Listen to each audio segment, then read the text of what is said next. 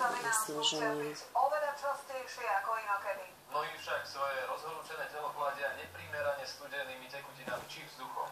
Čo robíš? Nič takého. Môže mať očiami, že nie. Jasne, že nie.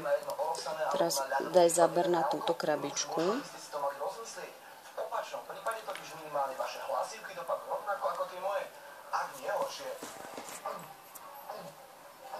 Podľa lekárov je najväčším problémom to, že organizmus je už aj tak veľmi oslabený teplotou typickou pre pralesy a ľadová voda do krkom je preň ešte väčším šokom. Môže to byť samozrejme chladené, ale určite sa neodporúčajú ľadové nápoje priamo keď sedíme o 12. popoludní na slnku.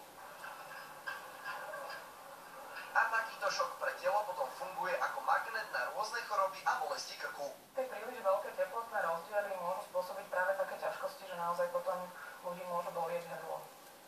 Zaspievame No a tradičným problémom letných mesiacov je bezvreho pustená klimatizácia. Klíma má byť nastavená niekoľko stupňov, to znamená 2, 3, 4 stupne na nižšiu úroveň, ako je vonkajšie prostredie, ale nie viac ako 5. Hoci to môže znieť absurdne, ak je vonku 34 stupňov, klimatizáciu doma alebo v aute by ste nemali mať nastavenú na 18 stupňov, ale na minimálne 29. Viktor Vince, televízia Markíza.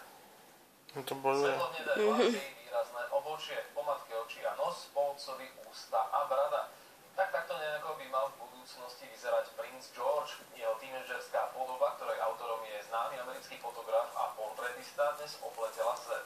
Vy si ju môžete pozrieť na stránke tvnoviny.sk. Narodil sa síce len pred niekoľkými dňami, no už teraz celý svet špekuluje o tom, ako bude vyzerať. Uznávaný portrétista vzal do úvahy genetiku, osobnosť, životný štýl a prostredie, v ktorom bude princ vyrastať. No a vytvoril Georgeovu podobu v tínedžerskom veku.